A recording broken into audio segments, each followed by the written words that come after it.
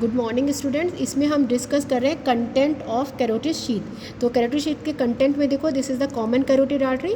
Common carotid artery divide into external carotid artery and internal carotid artery. तो carotid sheath में हमें क्या आता है, कॉमन कैरोटिड आर्टरी, और इसका डिवीज़न आता है हम terminal branches of common carotid artery, internal and external carotid artery. उसके साथ देखो, this is the internal jugular vein, और इन दोनों के बीच में देखो, this is the vagus nerve. Okay, इन दोनों के बीच में क्या है, वेगस नर्व।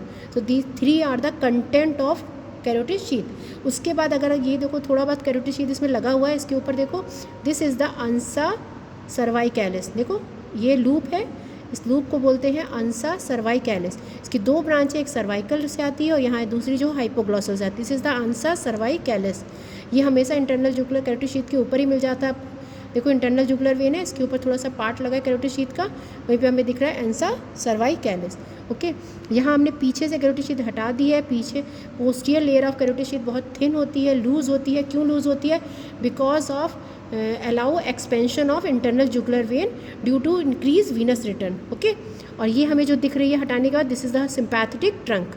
ये सबसे पीछे जो होती है, this is the sympathetic trunk. ये हमें सिंपैथेटिक ट्रंक दिख रही है, उसकी ब्रांचेस दिख रही हैं।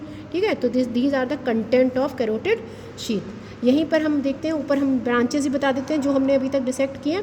एक्सटर्नल कैरोटिड की anterior branch superior thyroid artery, then lingual, देखो दिख रही है आपको, lingual, this is the lingual, then facial. These are the three anterior branch of external carotid artery. Facial के ठीक पीछे आपको बच्चों दिखाई देती है occipital, this is the occipital artery. ठीक फेशियल के ठीक पीछे ऑक्सीपिटल आर्टरी। और ये जो आपको लूप दिखाई दे रहा है, ये लूप है हाइपोग्लॉसल नर्व का। This loop is for hypoglossal nerve. ये हमारी इंटरनल कैरोटिड और ये हमारी एक्सटर्नल कैरोटिड।